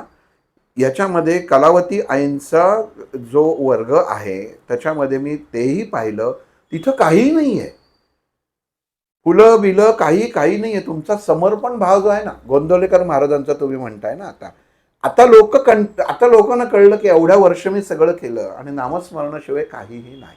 आणि दादा let's come to that point नाव. का तुम्हाला सांगतो गोंदवलेकर महाराजांचा, कारण तिकडे मध्यस्थाची गरज नाहीये. बाबा बेलसरेंनी इतकं सुंदर सगळं करून ठेवलेलं आहे, इतकं ऑर्गनाइज करून ठेवलेलं आहे की हे कोणच गरज नाही, तुम्ही डायरेक्ट गोंदवलेकर महाराजांशी कनेक्ट करता तिथे. आणि आता आम्ही गेलो होतो मध्ये गोंदवल्याला गेलो होतो आपण, हे केला होता ना तिथं, तेव्हा बघितलं मी दर्शन 2 मिनिटात. माझ्या मनामध्ये 1 मिनिट जरा असं आश्चर्य वाटलं, अरे मला म्हणजे 5 मिनिटात 2दा महाराजांचं दर्शन झालं. म्हटलं किती गंमत आहे. जिथं ज्ञानाचं आणि खरं काय जीवनाचं सार्थक कशाने होईल हे फुकट मिळतं ना, हे फुकट मिळतं. महाराजांचं जे आहे नामस्मरण त्यांनी काय ते सांगितलंय, असे 10 श्लोकांनी सांगितलं, श्रीराम जयराम जय जयराम एवढंच सांगितलेलं आहे. बाकी इतरांचे 100 श्लोक 100 स्तोत्र की मनुष्य परत त्याच्यामध्ये कन्फ्युजन होऊन जातो. मी तारक मंत्र म्हणू का दत्त बाबांनी म्हणू का अमुक हे म्हणू का तमुक म्हणू, मग हे वागत चालल्यावर त्याच्यात म्हणजे अध्यात्म बाजूला राहतं. इथं काय काहीच नाही, इथं कशाची गरज नाही, इथं फुलं नको, इथं पेढे नको, इथं कुठंही जागाही कुठेही बसा, म्हणजे अगदी तुम्ही सोफ्यापासनं टॉयलेटपर्यंत कुठेही बसा, अखंड नामस्मरण मनामध्ये जे असेल ना, इनफ, इथपर्यंत सोपं आहे. आणि ते शेवटी काय आहे की सत्व हे शेवटीच सर बाहेर येतं.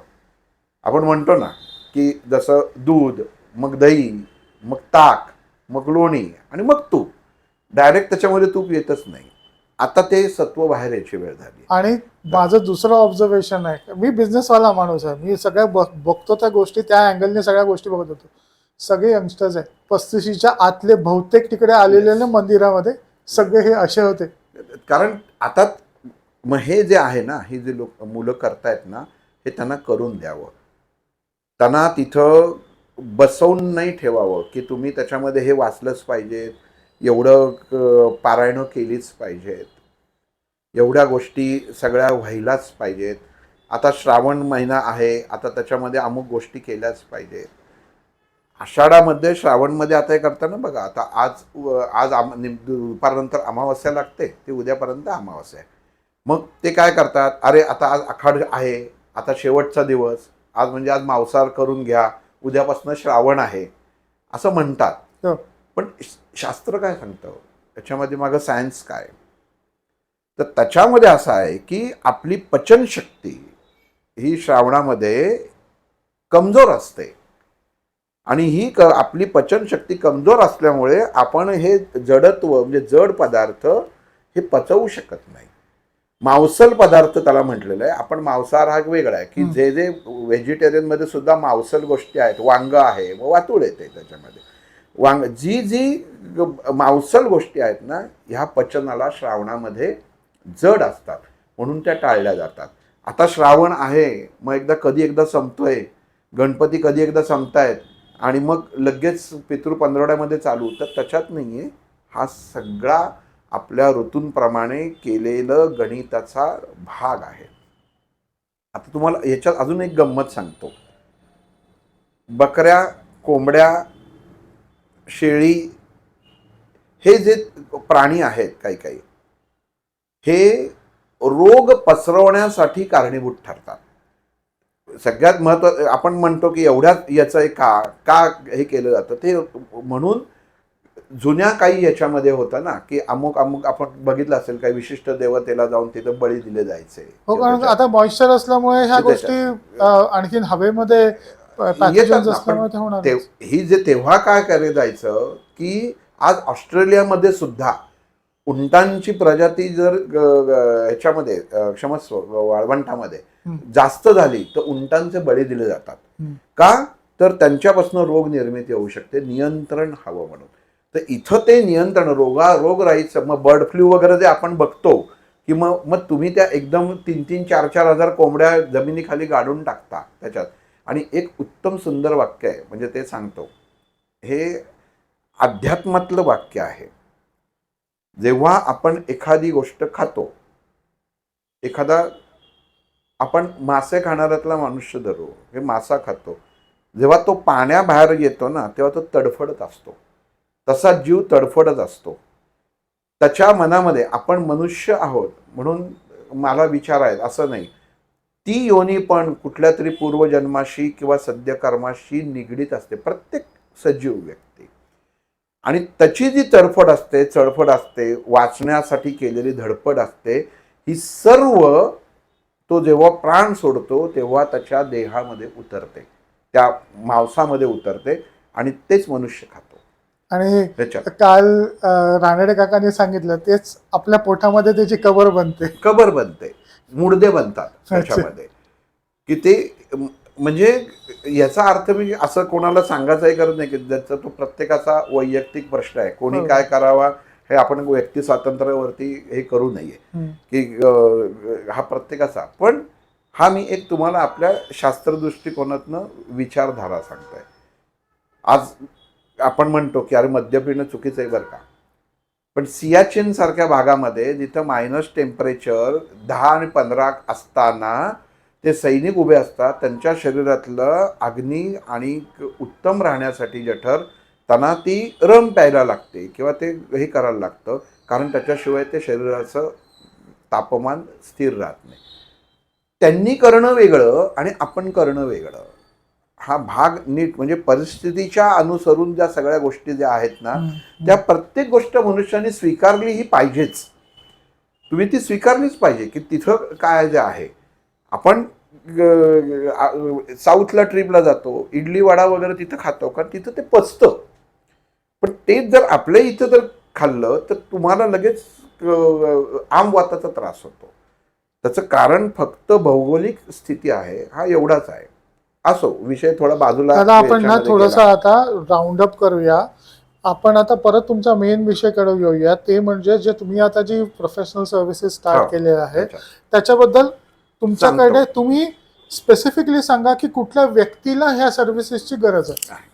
मुळामध्ये काही वेळा असं होतं की घरातले प्रॉब्लेम काही वेळा सॉल्व्ह होत नाहीत, हा एक भाग झाला. किंवा व्यावसायिक दृष्टिकोनातून काही जणांचे जमिनी असतात किंवा जागा घेतलेली असते, पण ती त्याला गतीच प्राप्त होत नाही, पुढं जात नाहीत. आणि सगळ्यात तिसरी गोष्ट, स्वाध्याय ज्याच्या पुढं जायचं म्हणजे फक्त काय अडचणी याव्यासाठी म्हणून हा विषय नाही. स्वाध्यायामध्ये सुद्धा ज्यांना पुढं जायचं असेल तर सुद्धा आपण ह्याच्यामधनं पुढं जाऊ शकतो. की आत्ता एक उदाहरण म्हणजे मी आत्ताच जस्ट एकांचं हे भाग चालू व्हायच्या आधी एक सांगितलं की एका काकांना हॉस्पिटलमध्ये ॲडमिट केलं होतं आणि डिस्चार्ज होता. आणि हे कन्सल्टेशन त्यांनी घेतलं होतं माझ्याकडनं. त्यामुळे त्या काकांचे डिटेल्स माझ्या शक्यतो एकदा हे केलं की माझ्या डोक्यामध्ये त्या व्यक्तीचे डिटेल्स कायम असतातच, काय आहे आणि काय नाही. आणि त्यांचा त्या दिवशी डिस्चार्ज झाला. आणि डिस्चार्ज झाल्यानंतर त्यांच्या सुनबाईंनी मला फोन केला की बाबांना डिस्चार्ज दिलेला आहे, आता डॉक्टर म्हणले काही नाही, 1 महिन्यानंतर चेकिंगला बोलवलं आहे. तर आम्ही म्हटलं आता बिल झालं की हॉस्पिटलमधनं बाहेर पडायच्या आधी एकदा तुम्हाला तुमच्या कानावर घालावं म्हणून तुम्हाला केलं, खूप खूप धन्यवाद, असं त्यांनी एक हे सांगितलं. तर तेव्हा त्यांना म्हटलं की तुम्ही बाहेर पडू नका, तुम्ही त्यांना आज ठेवा की त्यांना आज त्रास व्हायची शक्यता आहे. आता एक जस्ट व्हिज्युअलायझेशन करा, एखादी व्यक्ती येऊन जाते, मग त्या अनुषंगाने ट्रीटमेंट घेते, मग त्या ट्रीटमेंटमधनं आज ती डिस्चार्ज घेते, ते चांगलं मला सांगते की आता घरी जाणार, आणि त्याच व्यक्तीला मी सांगतोय की नको थांब, तू आज तिथं थांब. मग त्या हॉस्पिटलमध्ये म्हणले ना काहीच अडचण नाही की कसं काय, मग त्यांना ते चॅरिटी वॉर्डमध्ये ठेवलं गेलं की चॅरिटी वॉर्डमध्ये द्या, कारण इथं जागा नाही, कारण त्यांना हे नाही, तर तुम्ही चॅरिटीमध्ये काही ठराविक पैसे भरून चॅरिटी करा आणि तिथं आज ऑब्झर्वेशनमध्ये ठेवा. त्यानंतर ते म्हटले अहो नक्की का, आपलं हॉस्पिटलच्या पण ते जवळ राहत होते, काही झालं तर आम्ही परत घेऊन. म्हटलं नाही, तुम्ही आज घेऊ नका, यांचे काही ग्रह मला बरोबर वाटत नाही आहेत. आणि आज ते ॲक्टिवेट आहेत. म्हणजे हे कसं आहे, व्हायब्रेशन शास्त्राच्या अनुषंगाने आणि जसं तुम्हाला म्हटलं की शरीरशास्त्र म्हणजे आपल्या शरीरातले रोग आणि भोग दोन्ही गोष्ट शरीर भोगत असतं, रोग पण आणि भोग पण. तर ह्या तिन्हीची जेव्हा सांगड केली जाते तेव्हा आपल्याला माहिती पडतं की काय होऊ शकतं. ते म्हटले बरं ठीक आहे, कारण तेवढा अर्थात त्यांनी तो विश्वास ठेवला, ते तिथं थांबले. मग ते म्हटले सगळ्यांनी थांबायचे, म्हटलं नाही, कोणीतरी सही करेल इमर्जन्सीला अशी व्यक्ती थांबवा, म्हणजे तो पण एक भाग असतो की त्याला. तर ते म्हटले काय का हो, म्हणे का अगदी काही सिरियस किंवा त्याच्यामध्ये. म्हटलं नाही, एक आजचा दिवस तुम्ही हे करा, आपण त्याच्यावरती उद्या परत बोलू, पण आज तुम्ही त्यांना हे करू नका. आणि त्या माणसाला रात्री 1:30-2 वाजता चेस्ट पेन झाली आणि इमर्जन्सी त्यांची पहाटे अँजिओग्राफी करून त्यांना स्टेंट टाकायला लागली की त्यांचे आदल्या दिवशीपर्यंत रिपोर्ट नॉर्मल होते. म्हणजे ही गंमत का असं सांगतो की आदल्या दिवशीपर्यंत नॉर्मल होतं, सगळं चेक करूनच त्याच्यात. आता आपण हा भाग करू की हॉस्पिटलला दोष देऊ. आदल्या दिवशी तुम्ही सगळ्या रिपोर्ट केले होते तेव्हा तुम्हाला तर काही सापडलं नाही, तेव्हा तर आमचं सगळं चांगलं होतं, मग आज त्याच्यामध्ये अचानक कसं? ह्या गोष्टी सोडून द्या, हा भाग वेगळा आहे. पण जेव्हा आपण आपलं गणित मांडत असतो तेव्हा त्या अनुषंगाने त्या व्यक्तीला साधारण काय त्रास होतो. काही जण म्हणतात की अहो तुम्ही ते नकारात्मक का सांगता, पॉझिटिव्ह सांगा ना. कारण पॉझिटिव्ह सांगण्यापेक्षा असं कोण, आपण ह्याला जातो का देवळात कोणी जातं कोणी की मला दर महिना लाखभर रुपये मिळत आहेत सांगायला देवाला? कधीच जात नाही. झालं काम माझं, आता नाही येणार मी. एकदा माझी 7.5 संपली, आता शनी महाराज आफ्टर 33 इयर्स आपण भेटू, आता भेटणार नाही. ही वृत्ती आहे की आपण चांगलं सांगायला जात नाही. शेजारच्याला आपण सांगतो की अरे माझ्या घरामध्ये मला असं प्रॉब्लेम आहे, माझं लग्न होत नाही बरं. नाही, मला आज व्यवसायामध्ये 1.5-2 लाख रुपये मिळाले, अजून मला कॉन्ट्रॅक्ट मिळाले, आपण सांगतो नाही. आपल्याला लगेच वाटतं ती नजर लागेल, कशाला सांगायचं. म्हणजे जे नकोय ना, जे आपल्याला काढून टाकायचं आहे ना, तेच सांगायला पाहिजे ना की काय प्रॉब्लेम आहे ते. त्याच्यामध्ये विचारलं पैसे, मी एखाद्याला सांगितलं की तुम्हाला अजून 4 वर्षांनी 10 लाख मिळतील. अरे पण आत्ता खायला काहीच नाही आहे, आत्ताचं काय? आणि 4 वर्षांनी कोणी त्याच्यामध्ये त्या माणसाने बघितलेलं आहे, त्याला उपयोग नसतो. म्हणून वर्तमान काय आहे हे महत्त्वाचं असतं. एक अजून आत्ता एक म्हणजे 3 दिवसापूर्वी सांगतो, यंग मुलगी जी फिजिओथेरपिस्ट आहे, काम करते, आणि ज्यांच्याकडे काम करते त्यांचा फोन आला की अमुक असं असं तिचं जरा प्रॉब्लेम आहे, जरा पाहता का? म्हटलं त्यांचा फोटो बघितला, त्यांना म्हटलं तुम्ही त्यांना पाठवून द्या. ती मुलगी सकाळी उठल्यावर श्वासच तिला घेता येत नव्हता, श्वासच घ्यायची नाही. ती म्हटली मला अंथरुणातनं बाहेर पडायला कमीत कमी अर्धा पाऊण तास मी स्वतःशीच झगडते, माझा श्वासच बंद होतो, मला उठताच येत नाही, माझं असं याच्यामध्ये. म्हटलं मग ट्रीटमेंट चालू आहे का तुझी? ती म्हटली हो माझी सायकॅट्रिस्टची ट्रीटमेंट चालू आहे. म्हटलं कुठं चालू आहे? डेक्कनवरती चितळे बंधूंच्या समोर एका डॉक्टरांची चालू आहे, फक्त डॉक्टरांचं नाव सांगू शकत नाही, पण प्लेस सांगितली, तिथं चालू आहे. आणि म्हटलं मी आता काका खरं कंटाळलंय, म्हणे माझं वय बघा ना तुम्ही, माझं लग्नाचं त्याच्यामध्ये वडील नाही आहेत म्हटले, आई आणि मी आहे, मी कमवतो ते सगळे पैसे डॉक्टरांकडं आणि ह्यांच्याकडं सगळ्यांकडे देते. तर त्यामुळं म्हटलं मी आता काय करू, मला काही कळत नाही आहे, काय आता हे करायचं. म्हटलं बरं ठीक आहे, मग तू म्हटलं ब्लड टेस्ट केल्या का त्याच्यामध्ये? हो म्हटलं मी 2 वर्षापूर्वी केल्या होत्या, पण त्याच्यात काही याच्यात आलं नाही. म्हटलं बरं तू एकदा परत कर.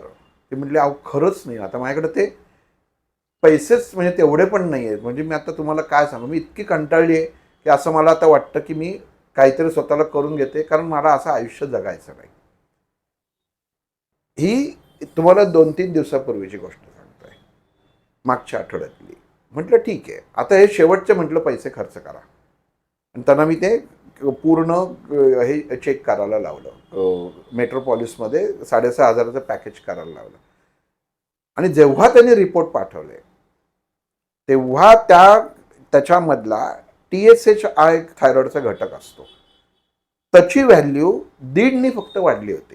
म्हणजे आपण ब्लड प्रेशर 120-80 असेल तर ते 125-130 चाललं, डॉक्टर म्हणतात इट्स ओके, नॉर्मल, काही प्रॉब्लेम नाही आहे.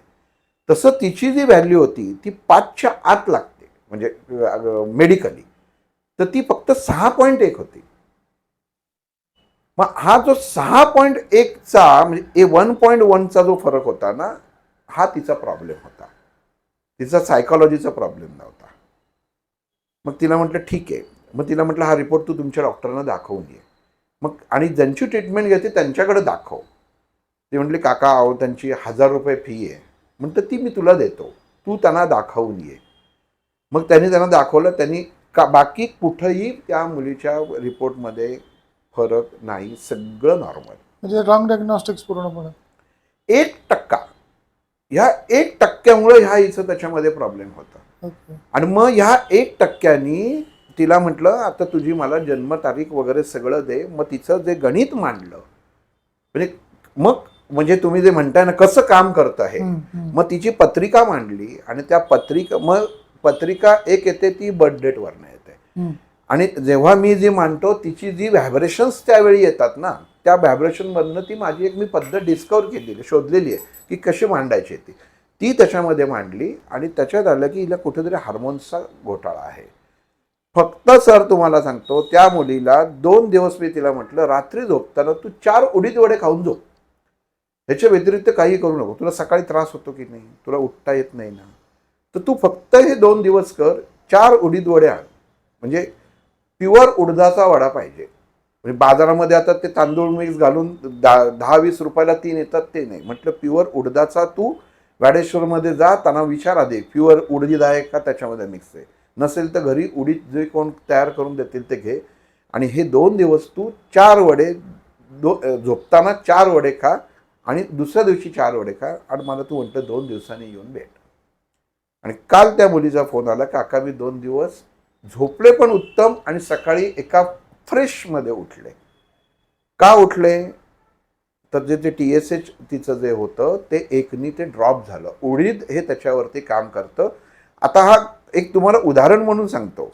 तिचा जो राहू ग्रह होता तो त्या गुरुशी त्या काही अंशामध्ये त्रास देत होता, म्हणजे कळतात. आता ज्याला जे पाहिजे, आपल्या घरात एखादं श्वान असतं, ते भुंकायला लागलं की समजा त्याला भूक लागली आहे. त्याला तुम्ही ते खायला घातलं की ते शांत बसतं. मांजर असेल तर म्याव म्याव करत बसतं. दूध दिलं की मग ते शांत बसतं. तसं ग्रहांचं असतं.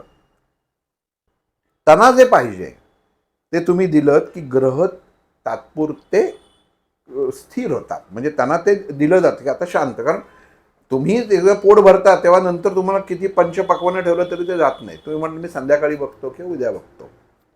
मग तसा हा भाग ह्याच्यात आला. आणि मग तिला म्हटलं की तू तू हा जप कर. आता म्हटलं काही खाऊ नकोस आणि कुठलंही औषध सायक्रॅट्रिस्टकडे जायची गरज नाही, तुला काही नाही. म्हणजे हा जो प्रॉब्लेम आहे हा ह्या शास्त्रांनी कव्हर होतो. मग त्या दोन्ही गोष्टी मांडल्या गेल्यानंतर आहे नाही तर तो प्रॉब्लेम झाला. आणि असे कित्येक गोष्टी आहेत, कित्येक प्रकरणं अशी त्याच्यामध्ये ती येतात की ह्या आपल्या म्हणून हा एक अभ्यास त्याच्यामध्ये हा चालू केला आहे. मानसिकता, नवरा बायकोंचे रिलेशन्स, ह्या गोष्टींवरनं हा आता हे चालू केलेलं आहे, विच इज चार्जेबल.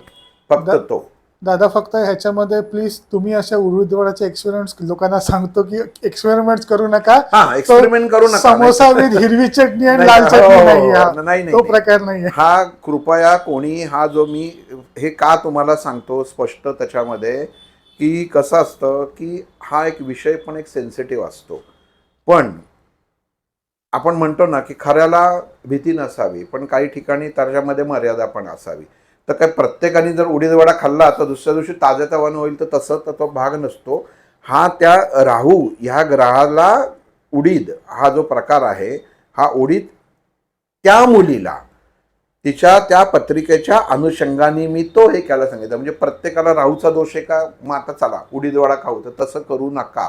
प्रत्येकाचं विचारधारा, प्रत्येकाचं मेडिसिन, प्रत्येकाचा उपाय, प्रत्येकाचा मंत्र हा वेगळा असतो की त्याला त्याच्यामध्ये करू असं उगाचच हे करू नका की आता हे मिळालंय तर ते आपण करावं. तुम्ही कित्येक जणांच्यामध्ये ऑब्झर्व करा. आपण फक्त पॉडकास्ट किंवा त्याच्यामध्ये हे बघत असतो की उडदाची डाळ मंदिरात नेऊन ठेवा, गुळ मंदिरात नेऊन ठेवा. हे जेव्हा सांगितलं जातं ना तेवढं आपण फक्त पटकन जाऊन ते करून येतो. पण आपण हे जेव्हा सांगतो तेव्हा त्याच्यामागे विचार करत नाही की आपल्याला ही गोष्ट का सांगितलेली आहे, म्हणजे आपल्या ह्याच्यामध्ये काय अडचण असू शकेल. पत्रिका आणि देकंपनं ह्याच्यामध्ये सिंक्रोनायझेशन होणं खूप गरजेचं असतं. म्हणजे याच्यामधला जी तफावत असते अक्षांश रेखांश, म्हणून अक्षांश रेखांशांनी जी गोष्ट व्यवस्थित साध्य होते ती नुसती तुमचा ग्रह हा वीक आहे त्याच्यामध्ये काय आहे यांनी साध्य होत नाही. माझ्या एका मित्राच्या मुलीचाही प्रॉब्लेम होता, तिचाही होता सिम्पल, फक्त दत्ताचं याच्यामध्ये एक गोष्ट तिला करायला सांगितली, त्यांनी तो सॉल्व झाला. म्हणून प्रत्येकाचं हे वेगवेगळं हे असतं त्याच्या ह्याच्यावर. अशा अनुषंगाने ते आहे शास्त्र त्याला. दादा आज तुम्ही आम्हाला वेळ दिला. तुमचा कार्डाचा फोटो मी लावून ठेवतो, डिस्क्रिप्शन मध्ये पण तुमचा नंबर देऊन ठेवतो. ज्यांना तुमची सेवा घ्यायची आणि असेल तर आणि नक्की द्या. एकदा फक्त कृपया परत एकदा सांगतो पैसे कमवणं हा ह्याच्यामध्ये हेतू नाही. नाहीतर असं होतं की 100 चूहे खाके बिल्ली हज को चली, तसं नाही आहे. काही गोष्टींसाठी जो काही ह्या मार्गाने येतो, हा काही मंदिरामध्ये आम्ही साधना करतो, त्या साधनांच्या गोष्टींसाठी काही पुस्तकं, मग पुस्तकांचे जे चार्जेस मी लोकांकडनं घेत नाही किंवा त्याच्यामध्ये काही नाही, अशा ह्याच्यामधनं काही जर हे झालं ना, तर मी त्या अनुषंगानेच ते लोकांना द्यायचं किंवा काही त्याच्यात मेडिसिन किंवा काही गोष्ट असते तर त्या अनुषंगाने ते दिलं जातं. त्याचा वैयक्तिक वापर केला जात नाही, हे मुद्दामून सांगतो. कारण काय असतं, मग असं होतं, अरे बाबा एवढे भाग त्याच्यामध्ये हे केलं, आता हे काय चालू झालं. तर असं नाही. हा अभ्यासाचा हा वेगळा भाग आहे. तुम्ही बिल्डिंगची नावं त्याच्यामध्ये, आणि कृपया व्यवहार कशामध्ये आणू नका, कारण व्यावहारिक गोष्टी वेगळ्या असतात आणि आध्यात्मिक खरंच जे अडचण आहे, तुम्ही साधा विचार करा, एखादा इतका अडचणीत आहे, हॉस्पिटलमध्ये आहे, खूप याच्यात आहे स्वतः, आणि त्याला सांगणं की बाबा तू माझे एवढे पैसे दे मग मी तुझ्याकडे बघतो, हे चुकीचं असतं. इथं व्यवसाय येतो, हा व्यवसाय नाही. पण ज्या पद्धतीने आणि त्याच्यामध्ये जेवढा तो वेळ किंवा त्या गोष्टी, त्याचं नावच मी ते 5 एलिमेंट्स दिलेलं आहे की पंचतत्वानी ह्या गोष्टी केल्या जातात, आणि त्याच्यामध्ये जे प्रॉडक्ट मटेरियल जे वापरलं जातं हे उच्चच वापरायला लागतं. त्याच्यामध्ये खालचं साईडचं मटेरियल वापरून चालत नाही. त्याच्यामध्ये काही गोष्टींमध्ये जेव्हा तुम्ही त्या यज्ञामध्ये समिधा वापरता, त्याच्यामध्ये चंदनच वापरायला लागतं. चंदनाशिवाय दुसरी समिधा वापरली तर त्याच्यामध्ये दोष राहतो, आणि चंदन हे सरकारकडनं विकत घ्यायला लागतं, ते बाहेर घेणं गुन्हा आहे. म्हणजे ह्या गोष्टी मी का मुद्दामून सांगतो की काही काही गोष्टींचे खर्च किंवा हे का असतात ना, तर त्याच्यासाठी त्या गोष्टी असतात. बरोबर. त्याच्यामध्ये तर दादा थँक्यू व्हेरी मच. याच्यामध्ये ना मी एक प्रेक्षकांना हे पण सांगतो की दादांकडे एक ना ज्या बारीकशा टिकल्या असतात, बायका कपाळाला लावतात, त्या साईजची एक छोटीशी गोळी आहे.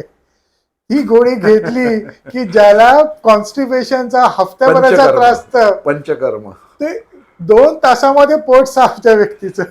ती पंचकर्म म्हणूनच तशी ती एक वास्तविक त्याच्यावरती माझ्या गुरूंचं एक वैशिष्ट्य होतं की ते औषधं तयार करताना साधना करून ती औषधं करायची. तर ती एखादी गोष्ट आपण ट्रिगर करतो ना, तर त्या प्रत्येक पदार्थाला एक गती दिली जाते. म्हणजे जसं तुम्ही तो सूक्ष्मता तर बघितलीच असेल की ती त्याच्यामध्ये आहे, पण ती नुसती गोळी नाही आहे, ती त्याला भावना दिलेल्या असतात. म्हणजे त्या प्रकारे किती वेळा आपण म्हणतो ना की किती वेळा उकळायचं, किंवा भावना शब्द जे मेडिकली जे औषधं तयार करतात त्यांना माहीत की त्यातनं ही मंत्राची एक प्रकारची ती भावना असते की नुसतं ते वर्क करत नाही. पण ती जे पंचकर्माला तुम्ही 15-20 हजार रुपये घालवता आणि ते आठवड्यानी येतं ना, ते तुमचं घर बसल्या 2 दिवसात ते काम होतं त्याच्यामध्ये. हा माझा फर्स्ट हँड एक्सपिरियन्स या गोष्टीचा.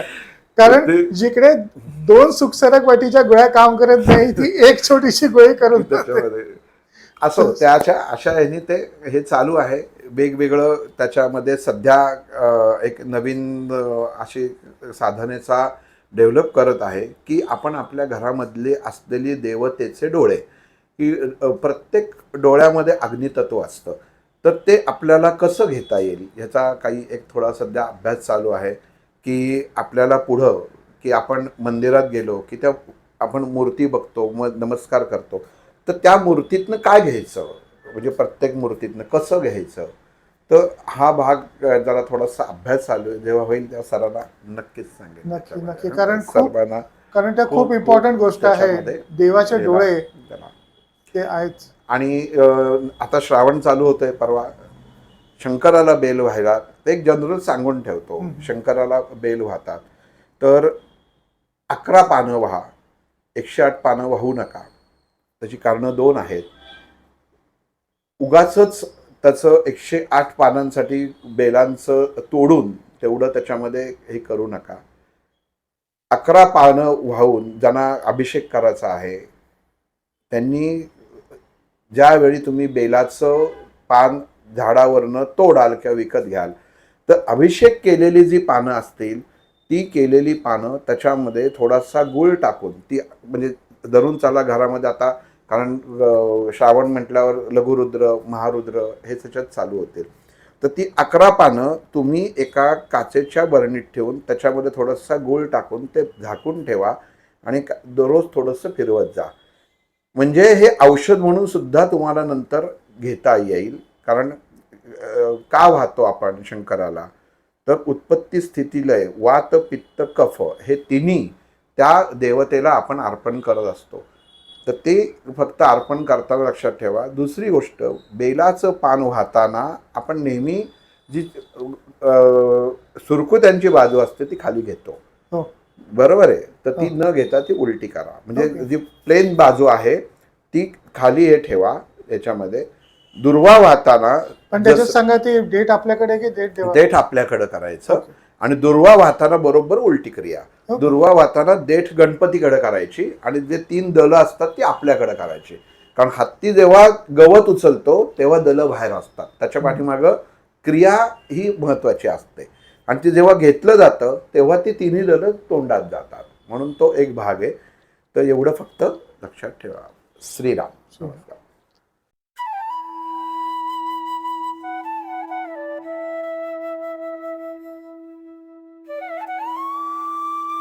अध्यात्मावर अशीच माहिती मिळवण्यासाठी देव माझा चॅनलला सबस्क्राईब करा